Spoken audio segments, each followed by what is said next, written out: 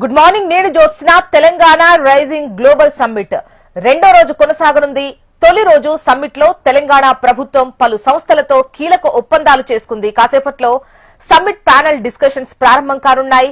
Life sciences, Telangana Olympic gold quest, రాష్ట్ర పర్యాటకం, సంస్కృతి, వారసత్వం, $3 ట్రిలియన్ ఎకానమీ దిశగా మూలధనం పెంపుకు సంబంధించి చర్చించనున్నారు. ఆ తర్వాత గృహాలు, మూసి పునరుజ్జీవం, పట్టణ గ్రామీణ ప్రాంతాల్లో రవాణాపై సెషన్స్ ఉంటాయి. మధ్యాహ్నం Bharat future city, is of doing business, global capacity సెంటర్లు, పీపీపీ పెట్టుబడులపై సమాలోచనలు జరపనున్నట్టుగా తెలుస్తోంది. ఇక సాయంత్రం 4 గంటలకు సృజనాత్మకత, వినోద కార్యక్రమాలు, అందరికీ అవకాశాలు, ఆర్థిక హబ్, స్టార్టప్లకు సంబంధించి ప్రత్యేక సెషన్స్ ఉంటాయి.